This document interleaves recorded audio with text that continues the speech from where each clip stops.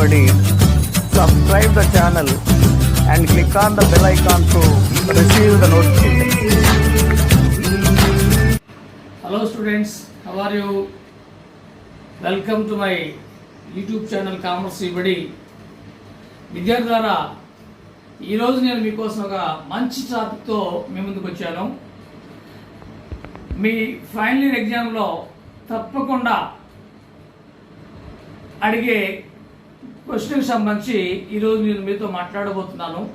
అదేమంటే తులనాత్మక నివేదికలు. వీటిని ఇంగ్లీష్లో కంపారిటివ్ స్టేట్మెంట్స్ అంటాం. కంపారిటివ్ స్టేట్మెంట్స్ ఎక్కువ సార్లు మీ ఎగ్జామ్లో ఈ టాపిక్ మీద ప్రశ్న అడగడం జరిగింది. కాబట్టి ఈ తులనాత్మక నివేదికలు అంటే ఏంటి, తులనాత్మక నివేదికల యొక్క ప్రాధాన్యత ఏంటి, వాటిని ఎందుకు మనం తయారు చేయాలి, ఏ విధంగా తయారు చేయాలి, తులనాత్మక నివేదికల్లో ఏ ఏ రకాలు ఉంటాయి అనే విషయాలు ఈరోజు నేను మీతో మాట్లాడబోతున్నాను. తులనాత్మక నివేదికలు, కంపారిటివ్ స్టేట్మెంట్ అంటే అర్థం ఏంటంటే ఏదైనా రెండు విషయాలను, రెండు కాలాలకు సంబంధించిన వాటిని తీసుకొని పోల్చడానికి లేదా పోలుస్తూ చెప్పడాన్ని మనం తులనాత్మక నివేదిక చెప్పుకోవచ్చు. అంటే 2 సంవత్సరాల్లో జరిగిన వ్యాపార వ్యవహారాలని లేదా 2 సంవత్సరాలకు సంబంధించిన ఆర్థిక స్థితిని తీసుకొని మనం నివేదికలను తయారు చేసి వివరించడాన్ని తులనాత్మక నివేదికల విశ్లేషణగా చెప్పుకుంటాము. తులనాత్మక ఆర్థిక నివేదికల్ని ఎందుకు మనం తయారు చేయాలి అనే విషయాన్ని కనుక మనం చూసినట్లయితే, వివిధ కాలాలలో సంస్థ ఆర్థిక స్థితిని వివరించడానికి తులనాత్మక ఆర్థిక నివేదికలు తయారు చేస్తారు. వివిధ కాలాలలో సంస్థ యొక్క ఆర్థిక స్థితి ఏ విధంగా ఉంది అని తెలుసుకోవడానికి ఈ తులనాత్మక నివేదికలు అనేది తయారు చేస్తారు.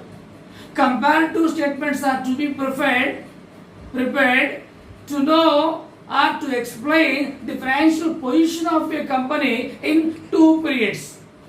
అదేవిధంగా వివిధ కాలాల మధ్య ఆర్థిక స్థితిని తెలుసుకోవాలంటే ఆ సమాచారాన్ని పోల్చడానికి వీలైన రూపంలో వీటిని తయారు చేస్తారు. వివిధ కాలాలలో వ్యాపార సంస్థ యొక్క ఆర్థిక స్థితిని తెలుసుకోవాలంటే ముందు వాటిని పోల్చే విధంగా ఉండాలి, అవి పోల్చడానికి అనుకూలంగా ఉండాలి. తర్వాత తులనాత్మక పద్ధతిలో తయారు చేయబడిన నివేదికలను తులనాత్మక నివేదికలు అంటారు. సో ఈ విధంగా కంపేర్ చేయడానికి అనుకూలంగా ఉండే పద్ధతిలో మనం నివేదికలను తయారు చేయడాన్ని తులనాత్మక ఆర్థిక నివేదికలు అంటాము. 2 విషయాలను పోల్చడానికి అనుకూలంగా ఉండే విధంగా మనం ఎప్పుడైతే నివేదికలు తయారు చేసామో ఆ నివేదికల్ని తులనాత్మక నివేదికలు అంటాము. Comparative statements means when that information is to be comparable for 2 or more years of a company, that statements generally termed are known as comparative statements. In these statements, information is to be provided side by side. రకరకాల సంవత్సరాల యొక్క సమాచారాన్ని ప్రక్కనే మనం అందిస్తుంటాము ఈ నివేదికల్లో. తర్వాత ఇవి వివిధ కాలాల మధ్య ఆర్థిక స్థితిని, నిర్వహణ ఫలితాలను వివరిస్తుంటాయి. అంటే ఆర్థిక నివేదికలు అనేవి వివిధ కాలాల మధ్య సంస్థ యొక్క ఆర్థిక స్థితి ఏ విధంగా ఉందో ఇవి మనకు తెలియజేస్తుంటాయి లేదా వివరిస్తుంటాయి.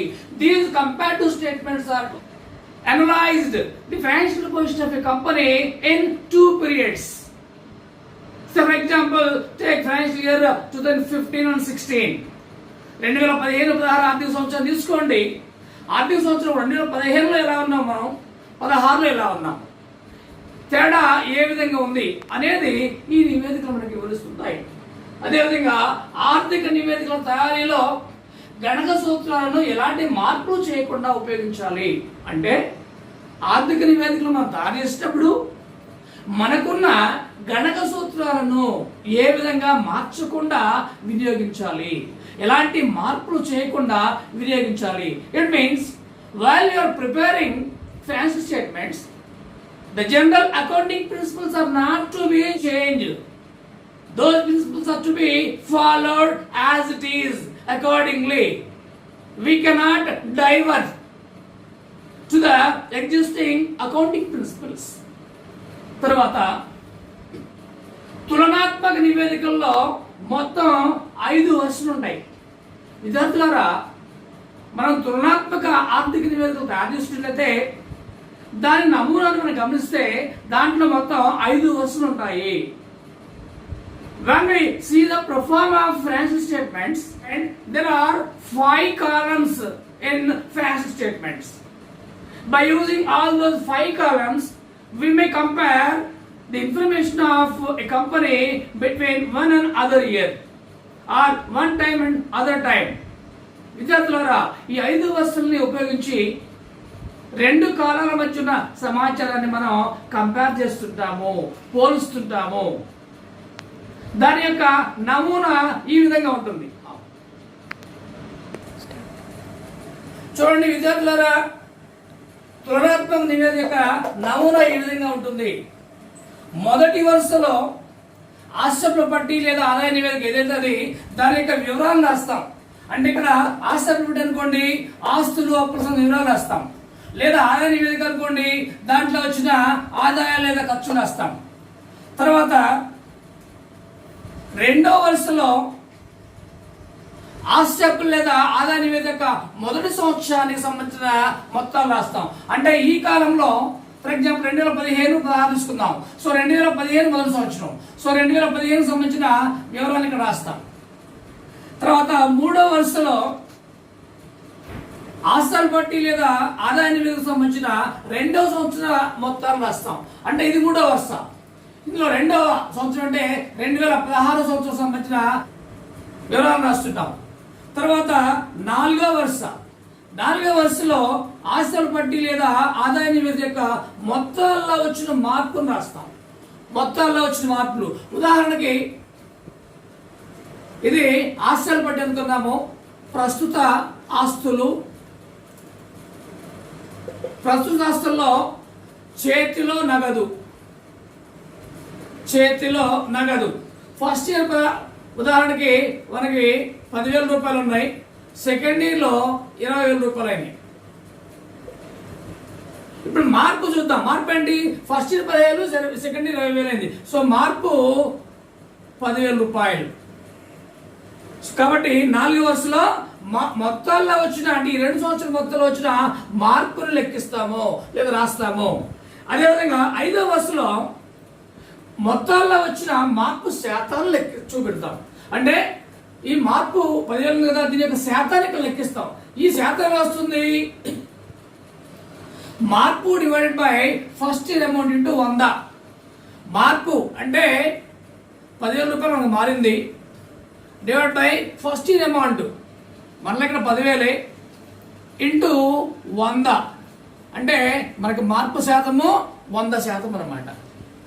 ఈ విధంగా మనం తులనాత్మక నివేదికల్ని తయారు చేస్తున్న విద్యార్థులారా. అయితే ఈ తులనాత్మక నివేదికల గురించి మనం వ్యాఖ్యానించేటప్పుడు కొన్ని మార్గదర్శకాలను మనం గమనించాలి. విద్యార్థులారా, while we are interpreting the financial statements we need to remember some principles. అవి ఏ విధంగా ఉంటాయో చెప్తాను చూడండి. ఫర్ ఎగ్జాంపుల్ మనకు ఆదాయ నివేదికలు 2 రకాలు. For example financial statements are considered to as తులనాత్మక ఆస్తి పట్టి కంపేర్ టు బ్యాలెన్స్ షీట్, మరియు తులనాత్మక ఆదాయ నివేదికలు కంపేర్ టు ఇన్కమ్ స్టేట్మెంట్స్. తులనాత్మక ఆస్తి పట్టిని మనం వ్యాఖ్యానించేటప్పుడు 3 విషయాలు మనం గుర్తుపెట్టుకోవాలి. While we are interpreting the compared to balance sheet, we need to remember 3 things. 3 విషయాల నుంచి మనం మాట్లాడాలి. అవేంటంటే ప్రస్తుత ఆర్థిక స్థితి, కరెంట్ ఫైనాన్షియల్ పొజిషన్, 2 దీర్ఘకాలిక ఆర్థిక స్థితి, లాంగ్ టర్మ్ ఫైనాన్షియల్ పొజిషన్. 3 సంస్థ లాభదాయకత, అంటే ప్రాఫిటబిలిటీ ఆఫ్ ద ఫర్మ్. ఈ 3 విషయాల గురించి మనం గమనిస్తూ వాటి మీద వ్యాఖ్యానం చేయాలి. అప్పుడే ఆ నివేదికలు చూసేవారికి లేదా ఆ నివేదికల్ని వాడుకునే వారికి అవి అర్థవంతంగా ఉంటాయి విద్యార్థులారా. అదేవిధంగా తులనాత్మక ఆదాయ నివేదికలను మనం తయారు చేసేటప్పుడు లేదా వాటి మీద వ్యాఖ్యానం చేసేటప్పుడు ఈ క్రింది విషయాల్ని మనం గుర్తుపెట్టుకోవాలి. అవేంటంటే సంస్థలో జరిగిన అమ్మకాలలో తరుగుదల లేదా తరుగుదల, అంటే మన వ్యాపార సంస్థల్లో ఈ 2 సంవత్సరాల మధ్య అమ్మకాలు పెరిగాయా లేదా తగ్గాయా అనే విషయాన్ని మనం గమనించాలి. తర్వాత అమ్మిన వస్తువుల ఖరీదులో పెరుగుదల లేదా తగ్గుదల. విద్యార్థులారా, మనం వస్తువును తయారు చేసినప్పుడు వాటికైనా ఖర్చు తగ్గిందా పెరిగిందా ఈ 2వ సంవత్సరంలో అనే దాన్ని గమనించాలి. తర్వాత నిర్వహణ వ్యయాల తరుగుదల పెరుగుదల, అంటే మన వ్యాపార సంస్థను మనం నిర్వహించడానికి అయిన ఖర్చుల యొక్క మార్పు ఏ విధంగా ఉంది, ఆ ఖర్చులు పెరిగినాయా తగ్గినాయా. ఖర్చు పెరిగిందనుకోండి మనకి నిర్వహణ లాభం తగ్గుద్ది, లేదా ఖర్చు తగ్గిందనుకోండి నిర్వహణ లాభం పెరుగుద్ది. నిర్వహణేతర వ్యయాలలో తగ్గుదల లేదా పెరుగుదల. తర్వాత నికర లాభంలో పెరుగుదల ఏ విధంగా ఉంది, తగ్గిందా పెరిగిందా. ఆఖరిగా సంస్థ యొక్క లాభదాయకతపై మన అభిప్రాయం తెలియజేయాలి. సంస్థ లాభదాయకత సంతృప్తికరంగా ఉందా లేదా అనేది మన యొక్క భావాన్ని, మన యొక్క అభిప్రాయాన్ని మనం వ్యక్తం చేయాలి. It means while you are interpreting the financial statements of a company, these are the points to be remembered. The first one is increase or decrease in sales of the firm, increase or decrease of cost of goods sold, and decrease or increase in operating expenses. What is the trend of the expenditure, whether it is in upwards or downwards, and increase or decrease in net profit. When your operating expenditure is decreasing, it equals to the increasing of your net profit. Finally, at last, we need to say our opinion on the profitability of the firm. Overall, what is the position of the firm's profitability, whether it is satisfactory or not. In such a way, our decision is or our opinion is to be expressed. విద్యార్థులారా, మనం ఎప్పుడైతే మన యొక్క తులనాత్మక ఆదాయ నివేదికలు మనం మన యొక్క పై అధికారులకు తెలియజేస్తున్నామో ఆ నివేదికల మీద మన యొక్క ఓవరాల్ అభిప్రాయాన్ని తెలియజేయాలి. వ్యాపార సంస్థ యొక్క లాభదాయకత మరియు ఆర్థిక స్థితి ఏ విధంగా ఉంది, అవి సంతృప్తికరంగా ఉన్నాయా లేవా అనే అభిప్రాయాన్ని తెలియజేస్తూ మన నివేదికలు మనం సమర్పించినట్లయితే తప్పకుండా ఈ నివేదికలు అనేవి యాజమాన్యానికి చాలా ఉపయోగకరంగా ఉంటాయి, వారు నిర్ణయాలు తీసుకునే సందర్భాలలో.